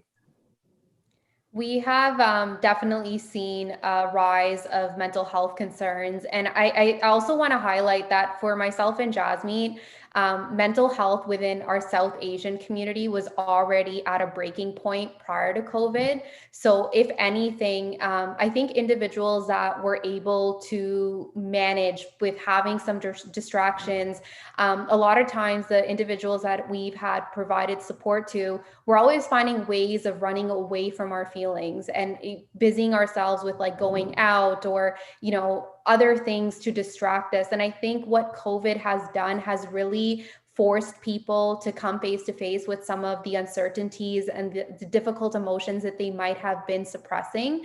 That being one factor, but then the other in terms of, some of the conversations that have been happening in our women's forum, for instance, is the increased pressure on women already who are having a hard time balancing, caregiving for elders, managing the household as well as work, and now working remotely. There is no boundaries. All the roles are blurring. And I'm sure this could also relate to other, like South Asian men, for instance, but we are seeing a more of an impact on South Asian women. So I think this kind of comes down to the need of health promotion, right? I think a lot of us are having a challenging time because we lack that self-directedness on learning how to manage, how to have a routine, some of the basic things of having a routine. And I also think that comes back to Sikhi, if you're following the principles of Sikh, you are waking up at a certain time of the day. You're doing your path in the morning or your Simran, and that's rooting you and grounding you. You are bathing. You are being clean. I think these elements that we have in our faith build a routine for us and help us maintain strong mental health. So kind of linking it with the focus of today with our heritage and our background, like a lot of people are struggling. So we have seen an increase. But we also have pivoted with SOCH. I think we've had the most amount of impact right now with doing things virtually. So a lot more people are able to attend because it's online. And we've really, our attendance for our workshops has gone outside of our, GTA area here in Ontario, where we're having international attendance. So our workshops are free and they're open to anyone. And we will drop some information in the chat on where you can find information on our website as well as our social media platforms. And just to build off of that discussion on how your reach has grown, do you plan on continuing with virtual events even after the pandemic to maintain your global reach? So once things do open up a bit, we do want to start having some in-person events as well, just to build that community connectedness. But we definitely do plan to continue with the virtual events. At first, it was something that was very new for us, but because it is virtual, now we have a global reach. We've had individuals from all over the world attend our workshops. And the benefit is that because it's virtual, you don't even have to turn on your camera, and you can even log in with a different name. So your anonymity and your privacy is still maintained. Yeah, thank you for that answer. And so the next one would be, could you share some more information about the Pradesi project for international students and what the next steps are in that sense? Oh, I'm so excited someone asked that. So I'm like, the project has had its impact. So for those that have not heard about the Pradesi project, it's very exciting for myself and Jasmine. We did a collaboration with Sheridan College and the Center for Innovation in Campus Mental Health, where Sheridan campus, which is located in Brampton, has a very large South Asian, specifically Punjabi subgroup of international students. So we were initially in conversation with Sheridan to do some workshops for this group of individuals, these students, in terms of building their mental health awareness, their knowledge and resilience. But what you do end up finding is sometimes when you're tackling some of these workshops, it's hard to get individuals to come out. So in collaboration with Sheridan College and Punjabi Arts Association, where my dad was the founding member, we were able to actually compose 5 short films, so 5 in English, 5 in Punjabi, that target 5 major topics about mental health, which is a conversation starter for international students. So at present, those films are online. They're released on our website, sochmentalhealth.com, as well as our YouTube. And it is actually a tool for students. You know, a lot of times, because you're struggling, you may not come out to a workshop, or because of time constraints or all the increased pressure that students are already having. So it allows them to look for information, and we're doing that in the form of storytelling, where we have actors, there's a script that's written, and at the end, myself and Jasmine provide a bit of narration to provide some mental health information. The next steps right now, we're actually in discussion with World Sikh Organization on really addressing the crisis with international students. Unfortunately, there have been a number of suicides within the community. A lot of them, you know, there's been traction about them on social media. So with COVID, things are definitely getting worse. And right now, we're trying to really use the project to get it out to students. And then we want to look forward to hosting workshops for them for building their, you know, peer-to-peer support, looking at some community sports that are needed. So that's kind of the phase of the project that we're in right now. Well, I'll be looking forward to more information on that project. So the next question is around the fact that both of you discussed your father's struggles. And so they're asking, are there specific like activities or initiatives by SOCH to address issues with South Asian men? That's a really great question. So yes, we have a online monthly forum, the South Asian Men's Forum, that is actually run by our male volunteers. And you can find more information about that on our website as well, sochmentalhealth.com. I've linked it into the chat as well. So we actually had a collaboration with Taraqi, and they're a great organization in the UK that started doing a men's forum. And we kind of piggybacked and took that idea in collaboration from Sharanjeev, that having South Asian males host a forum where they are able to have their own space to discuss their own unique challenges is really needed, but was currently missing in the GTA. So we've been doing this since I believe September or August of 2020, and we've touched on various different topics that do come to us from the community. So we've had like men's forums on suicide, on alcohol, on the pandemic, on parenting, coping with like a virtual world. So very unique topics, and you can check that out on sochmentalhealth.com. I'm just going to add a comment. We also did run an addiction support group for families impacted by problem drinking. So although, you know, although some of the individuals that we're reaching out are, you know, there are families where the problem drinking is within a female family member. Majority of the individuals that are reaching out are for males. So that has been run in the community. I think also with our huge outreach we do with health promotion on South Asian media networks, going on a weekly radio station, having a collaboration with Sikh channel and having episodes on mental health. I think that is an indirect way we're able to impact South Asian men, as well as doing some outreach with our seniors workshops where we're having South Asian seniors come out and engage in, exercises, promote their well-being. So these are some of the projects that we have right now. But if anyone has any ideas that they'd want to pitch to us, please do email us. Our information is on our website.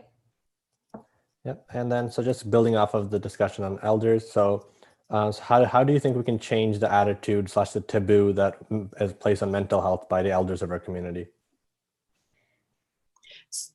Were you going to answer, Manmeet? Yeah. Go ahead. I'm like so passionate about elders right now. So I actually had the opportunity of working as a care coordinator with Toronto Central LHIN. So I was working frontline in the community with our seniors that have complex physical and mental health issues. And I feel like that opportunity, like even as a healthcare professional, it made me check my own assumptions that I had of elders in my family. So one of the things, and this is kind of going to link into some of the programming that we're doing, is that we family members have this idea or assumption about our elders. For instance, let's take COVID, and I'll use myself as an example. My grandma is in her 80s and she was attending a day program, which she started attending after my dad passed away. And I didn't think, I really thought her health was going to decline after my dad passed away because she had already lost her husband and my dad's older brother. So having 3 immediate losses, her health was declining, but my family members were able to convince her with going to the day program. And once COVID hit, this day program was virtual. So in my mind, I could never imagine my grandma in her 80s doing, groups online, which she actually is doing. So my cousin sent a video of my grandma doing laughter yoga on Zoom. And, you kind of think about someone who's elderly, has a language barrier, has a hearing impairment. How are they going to do this?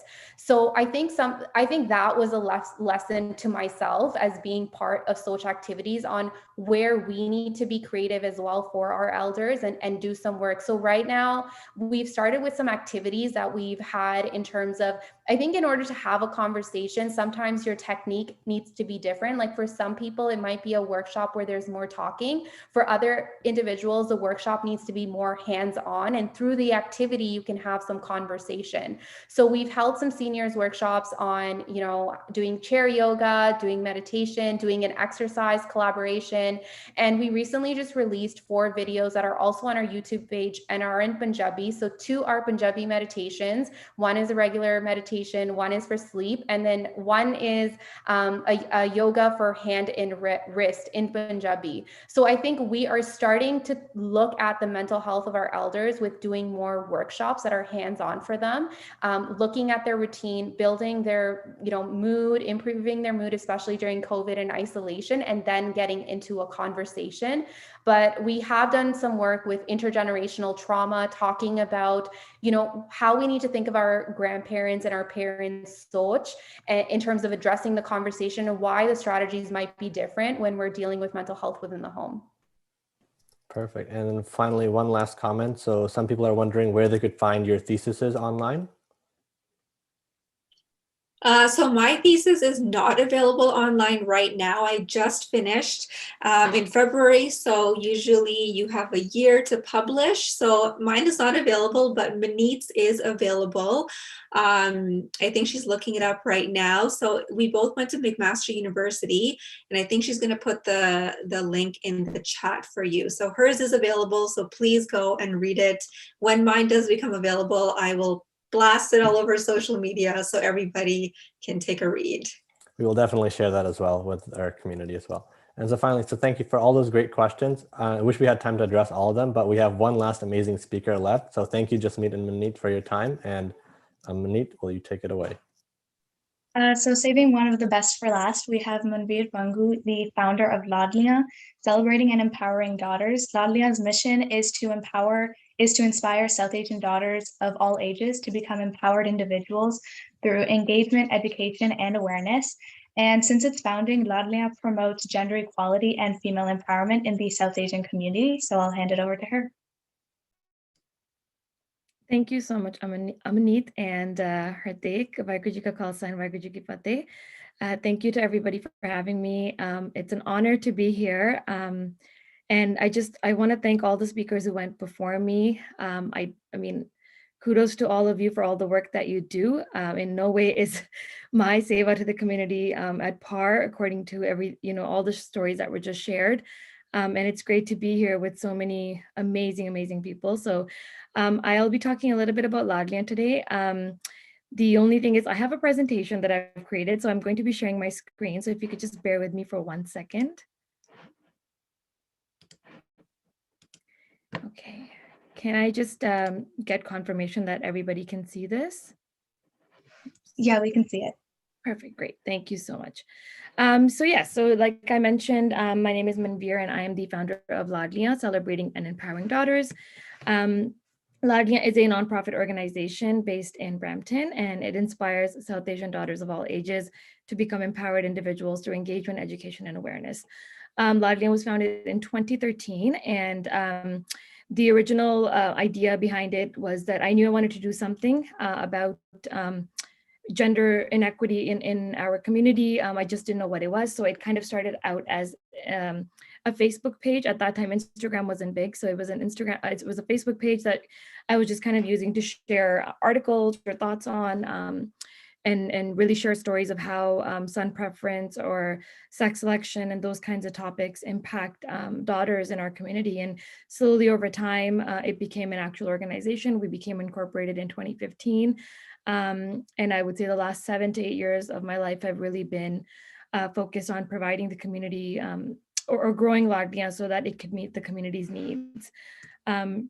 So it's just a picture of the Laadliyan behind Laadliyan. We're a team of 9. We started off as a team of 1, which was me. And then slowly over time, we've been able to create a really strong foundation.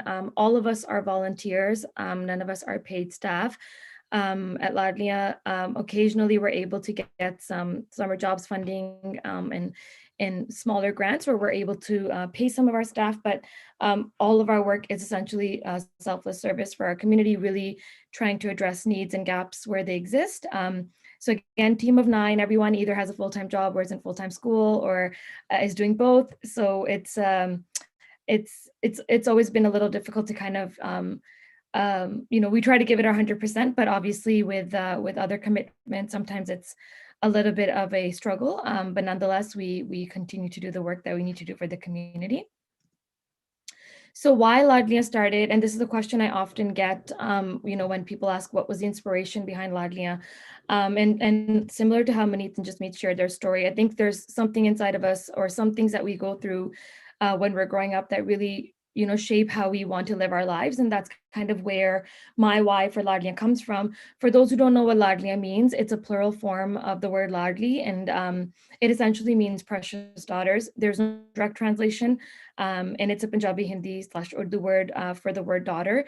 And why I named it Laadliyan was because I have a younger sister, and for my mom, she always referred to us as her Laadliyan, and that's kind of where the name came from. Many times over the last 7 to 8 years, I've been asked to change the name because a lot of people are not able to pronounce it, or it doesn't look right for funders. But nonetheless, we've kept the name. I think it's a beautiful name, and it really resonates with the work that we want to do.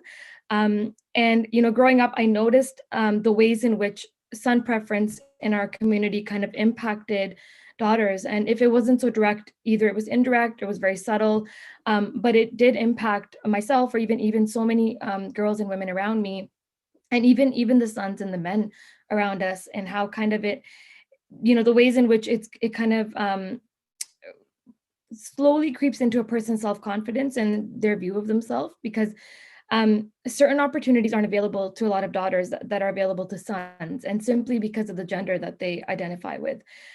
So my whole thing, growing up was that I never felt that I was lesser than anyone.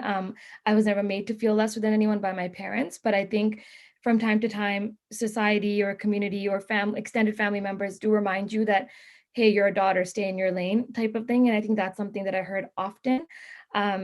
So I always knew I wanted to do something around that, so other girls don't feel, while they're growing up, that they don't feel, okay, I can't do this because I'm a girl. So I really wanted to provide daughters with positive experiences and do that by fostering strong relationships and alliances. I don't have an older sister. I didn't really have a lot of older cousins that I could kind of go to. And I feel that if I had that from a younger age, it would have changed the way I saw myself, or what I thought about myself. And that's kind of where Laadliyan started and why it started. So some of our programs and initiatives include, we have a few core programs that we run, and then we have a lot of different things that we do that are just sometimes one-off, or sometimes it's something that has come up because there's been a need. So some of our programs are the Laadli to Laadli Mentorship Program. We have the Odadi Project, we have BG and Me, we have the Laadli Care Package. We do a lot of research in the community. We also do in-school workshops. We also have Laadliyan merchandise. I'm wearing our Laadli shirt right now. I don't know if anyone can see it. And we have a lot of fundraisers because if anyone is, and I think most of us here can relate, fundraising is a crucial part of any nonprofit organization, especially grassroots organizations, and we do a lot of that as well. So the Laadli to Laadli mentorship program, it was formerly known as the Born to Rise program, but with COVID, we kind of had to change the way that this program ran. So we just ended up kind of creating a newer version of it. And this is something that I created because I personally felt I so wish I had an older mentor when I was in high school who I could ask questions to about what the future should look like, what my academic journey should be like, what my personal or professional journey should be like. So we created this to ensure that young girls and women in our community had adequate mentorship opportunities. And I think, belonging to immigrant families, a lot of our parents don't necessarily know how to navigate the academic institutions within, especially in Canada. And that's where, there's a certain number of typical career fields that they're going to suggest that you go into, such as law, engineering, medicine, or teaching, or things like that. And that's something that I know myself and a lot of friends that I grew up with kind of always struggle to, break free from. And okay, what can I do with my life? How can I go into a field that I want to go into, but my parents don't really necessarily understand? So really created this to provide younger Laadliyan with support when they're navigating their academic and career pathways. And as a result, we have over 100 mentors in our database, and we connect them with mentees. And this is all across Canada. It's for anyone who is 14 plus. The mentors are 22 plus, and anyone can be a mentee. There's no age, there's no maximum age. And it's been really, really great to be able to connect people across Canada in various different fields, interests. Some people are interested in meeting mentors from a variety of fields because they want to get a sense of what it's really like.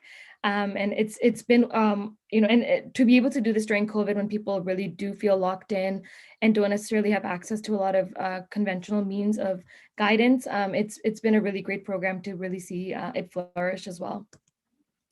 Another program that we have is, and this was a recent creation of ours during the pandemic, is the Odadi Project. So Odadi, for anyone who doesn't know what that means, it means leap. And this is a program that we created for South Asian female international students to really help them in their journeys as they're coming into Canada and settling. And I'm happy to say SOCH is one of our partners for this program, providing mental health support. So we've been able to kind of narrow down on 6 topics where South Asian female international students have really shared that they're struggling. And that includes, just information about their legal rights, food security, mental health, just health in general, and the immigration process. A lot of them are, being threatened. A lot of them are being abused, mistreated by landlords, by employers, and that has an impact on their mental health and their well-being. And we've been able to really support them with everything from, providing them with menstrual hygiene products to providing them with access to a legal clinic where they can go get more information.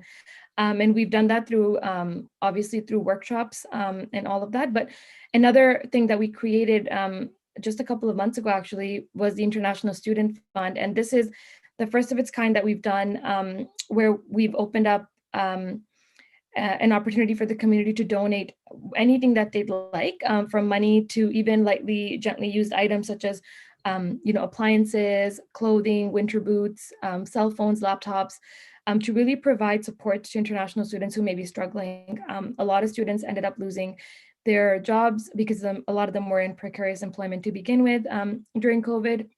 And a lot of them were on the verge of being kicked out of their homes. So I think we were just doing the math yesterday. I think we've already provided over $30,000 in financial support through clothing, through Presto, which is our card for transportation in the GTA, as well as clothing. I already said clothing, sorry. Rent support, grocery gift cards, menstrual hygiene products, and also just being a support system for a lot of these young girls who don't have that, that family or friend circle as they're coming into Canada. So that's been a program, and our wait list is growing because there's such a large demand. So we're really trying to expand this program into the community. So if you'd like to donate, you can find more information on our website. And again, like, the funds are really, really crucial at this time for this community. This is one of my favorite programs that we've had at Laadliyan. This is we started this around 2017, and it's called BG and Me. It's a program that we specifically designed for South Asian grandmothers and granddaughters, and it's of all ages. There's no, again, minimum or maximum age limit. The purpose behind this was to increase intergenerational understanding and lessen the communication gap between both generations. And the reason why we started this program was in 2016 and 2017, I had the opportunity to work with St. Michael's Hospital on a research study, which I'll talk about later on as well, on sex-selective abortions in the Indo-Canadian community. And we did this through focus groups. And in the grandmothers focus group, we heard the most negative comments being made about the birth of a daughter through grandmothers. And it was really, I mean, as much as I belong to this community, I know what it's like and why we think the way we do. It was really heartbreaking to hear those things as a young woman sitting in that room, who personally never got to meet her grandmother, and to feel that the birth of a daughter could be such a thing to mourn for so many. So we really wanted to do something with that research and really put a positive spin on it. And this program has been such a success since we were featured on the front page of Toronto Star as well 2 years ago. And it's been really, really great to really bring grandmothers and granddaughters together, and do activities where they're sharing knowledge and they're learning from each other as well. We cook together, we do pottery together, we've done dancing together. Obviously now with COVID, it's all been virtual, and it's not the exact same as it would have been in person, but we've had some really great success stories come out of this program. And it continues to thrive, and it's one of our favorite programs that we have at Laadliyan. And another really great initiative of ours is the Laadli Care Package, which was created in 2018 in partnership with Seva Food Bank. And the Laadli Care Package is something that I'm extremely proud of, because it just shows how much our community needs this package. And so essentially we found out that Seva Food Bank gets the least amount of donations for menstrual hygiene products. There's no limit on how much is being donated when it comes to food, whether that's rice, flour, even diapers were being donated, but they rarely had any menstrual hygiene products. And whatever they did have was, they would divide it into Ziploc bags and give those out because there just wasn't enough. So we had this idea to create a package that had everything that any person who needs menstrual hygiene products for a month would need. And our packages include tampons, pads, deodorants, shampoo, soap, toothbrush, and toothpaste. And it's a community initiative. So essentially a community member could purchase it from our website for $20. We would then go package it and put it together and go donate to Seva Food Bank. Since the pandemic, the need has obviously gone up a lot, and we've been doing bi-weekly donations, and our community has really stepped in to donate. Last year, we donated care packages valued over $33,000. So it really shows how much, firstly they're needed and how much the community is willing to step in.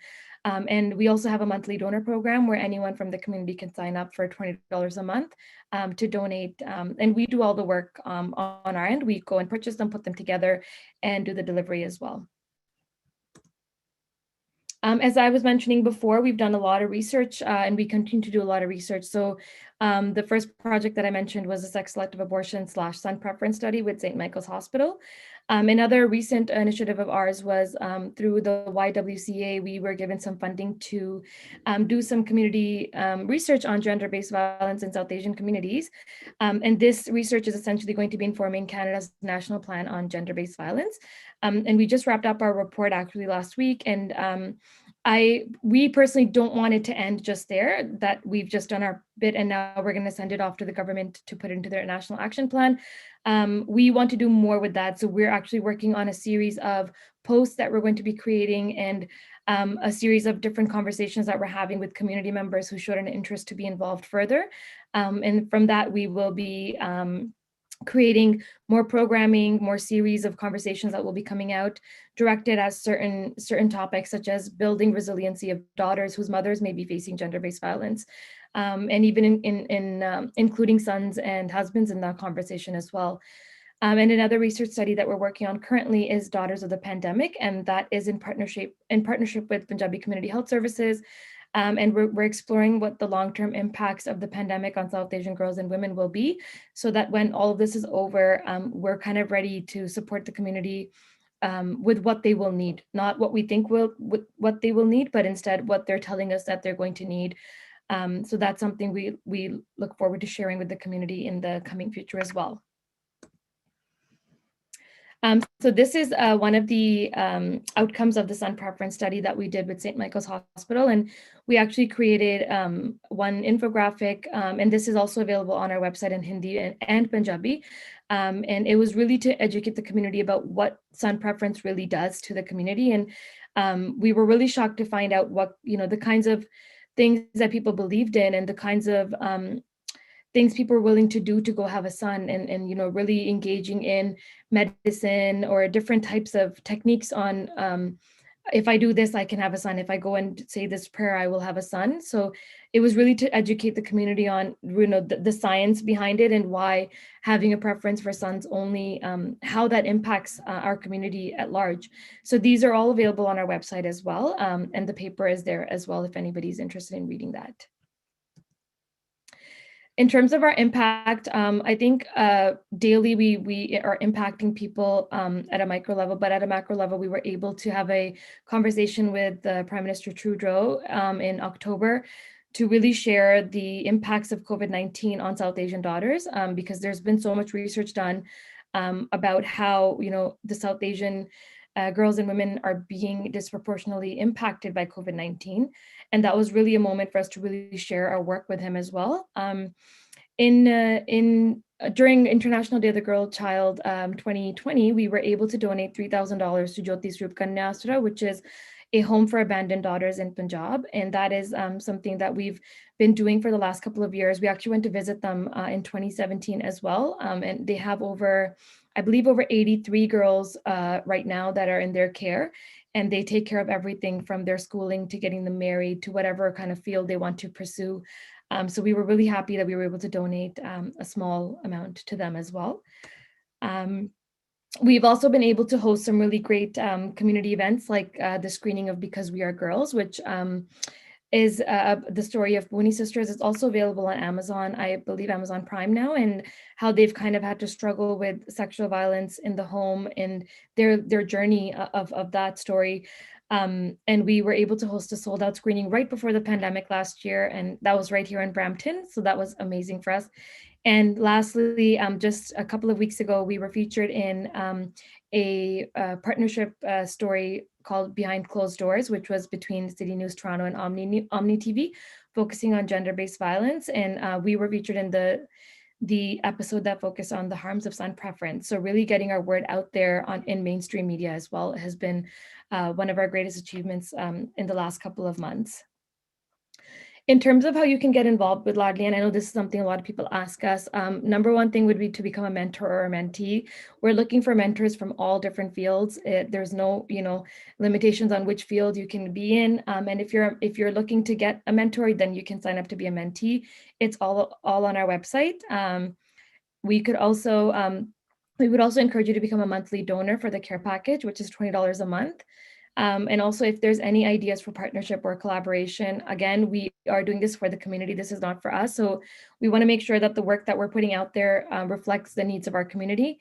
You can purchase merchandise. We have t-shirts available and tote bags available on our website, and this really helps us fundraise some money for our programming. And you can also sign up to be a volunteer, ideally volunteer in person, but right now everything is digital. So we're trying to come up with ways that people can be engaged online as well. And that's it. Thank you so much for everything that your organization does. I think it's just so impactful. So we'll jump right into the questions. What has been the proudest moment for Laadliyan in your opinion?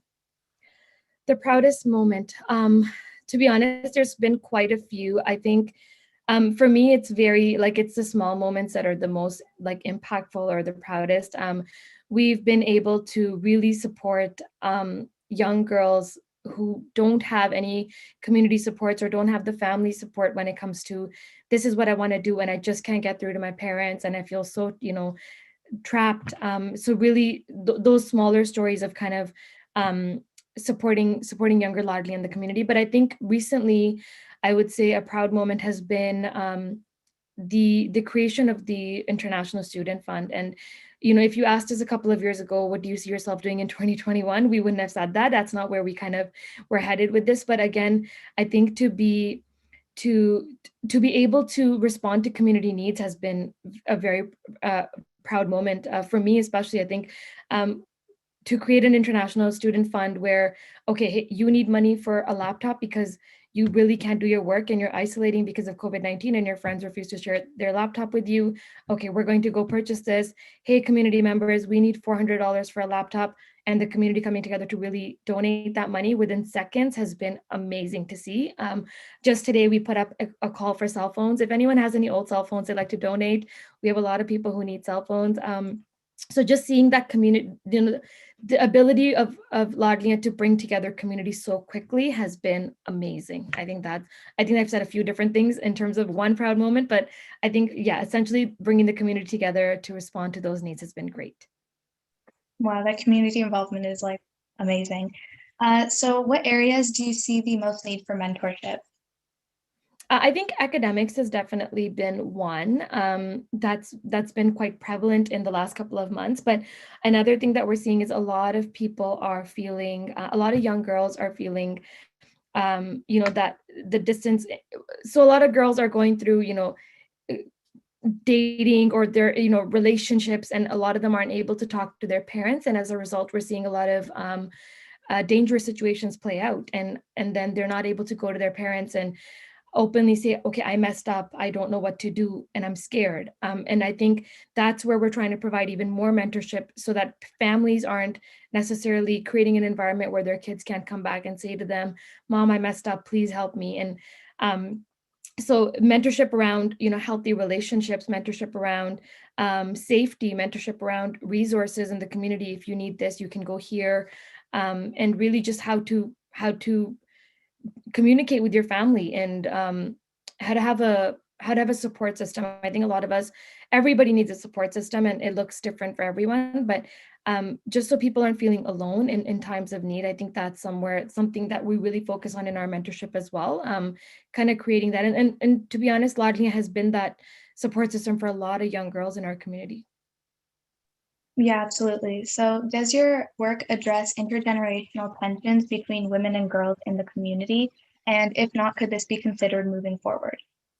It definitely does. I think there's a lot more that we can do on top of what we're already doing. In terms of the BJNME program is really interesting because when we put out a call for anyone to attend, the moms always feel left out. They're like, why can't I come? I want to come too. And I think that's where we've kind of opened our doors a little bit, especially during COVID, because again, people are already stressed out and there's not much for them to do or to social, there's not much for them to be involved in socially. So really opening up more conversation between all three generations has been something that we're trying to work on.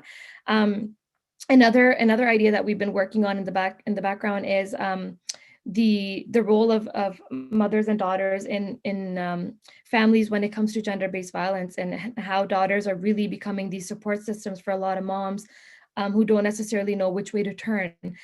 So that's kind of where we're bringing those two generations in. But definitely, I think a lot more can be done for younger women and older women. And if there's ever any ideas or anyone has any suggestions, we're open. So please, you can share those with us through our website as well.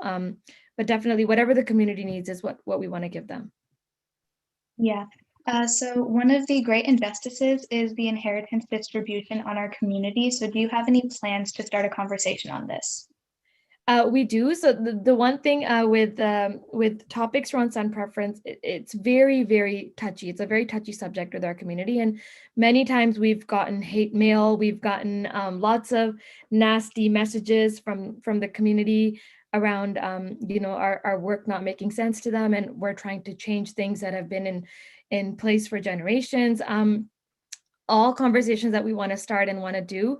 And if anyone here has any ideas on how, best we should be approaching that, definitely, I think the paper that we published with St. Michael's Hospital focused on the reasons why son preference exists. And I think inheritance was one of the main reasons why people preferred to have sons, because they wanted it to keep it in their family name. So those are all, topics of discussion that we have internally, definitely, but I think more work can be done and more conversations can be had outside of the Laadliyan team as well. Yeah, for sure. So have you had any reach out to or from other communities with same issues, so Chinese or Islamic communities? Sorry, could you repeat that, Manmeet? I didn't. Yeah, so have you had any reach out from other communities with the same issues? Definitely. I think the really great thing about Laadliyan, again, with like I was mentioning with the name, sometimes it's just hard for other communities to pronounce it. But once they hear about what we do and why we do it, there's so much overlap. I think patriarchy exists across cultures. It's not just within any specific culture. I think son preference also has different ways of showing itself in different communities. So there's a lot of overlap we have with Arabic, our Arabic speaking friends. I think a lot of Arab communities also go through similar situations or issues in their community. We have, if we look at a lot of Black communities, the root causes of son preference are similar. And when we're talking to them about that too. And one thing that we're going to be working on actually is some more solidarity work when it comes to daughters around different communities, and really showing how the role that a daughter plays, not just in the Punjabi community, not just in the South Asian community, but across the world. And I think if anyone, I can't really see who's in the conversation, but if anyone's a daughter here, then you're not just a daughter. You have a lot of different roles that you play. So there's definitely more work that we're doing in terms of solidarity and really showcasing the issues. And yes, the issues do overlap, for sure. The issues overlap. Yeah, so another question is, does the work also help transgender individuals? Sorry? So does your work also help transgender women? Yes, it does. So we are very, very inclusive. We are not, and we understand I think again, with our culture, with the Punjabi culture, or with the South Asian community in general, I think there's a lot more work that needs to be done to address the needs of trans individuals. We do not differentiate between anybody who needs a service. It's open to anyone who needs it. I think we can do a better job of representing that. And again, that is one of our areas of growth that we want to focus on. So if anyone ever has any ideas or any support that they can offer in that front, that would be great. Greatly appreciated. All right, one last question. For the care packages, do you work with any of the grocery chains for donations? We don't, but we are reaching out. We've reached out to a couple to begin with, to just kind of collect donations there. And even reaching out to some of the brands that we use in our care packages. So we've started that process. If anyone has a grocery store that they have a connection with in the Brampton area, that would be great. But yeah, we are in the process of kind of starting some sort of drives or some sort of donation boxes at some of the more local stores that we have in our community. All right, and with that question, we would like to thank everyone for making the first annual Seva Gala an astounding success. We would also like to thank all of our speakers, without whom tonight could never have happened. If you would like to help volunteer with any of these organizations, please go check out their websites and their social media accounts. And finally, some small announcements from the SHM Ottawa team. So this year, we have partnered with the Manmeet Bhullar Foundation to help raise funds to sponsor Afghan religious minorities and help them settle in Canada. For more information or to donate, please visit our website, shmottawa.com, or the Foundation's website, msbf.ca. And finally, a quick reminder that tomorrow we'll be hosting a talk with historian Amarpal Sidhu on the Anglo-Sikh Wars, starting at 2 p.m. Eastern Standard Time. And we'll also be hosting our flagship Take Talks Gala next Saturday at 3 p.m. Eastern Standard Time. To register for these events and all other upcoming events, please visit our website, shmottawa.com. Thank you, everyone. Waheguru Ji da Khalsa, Waheguru Ji di Fateh.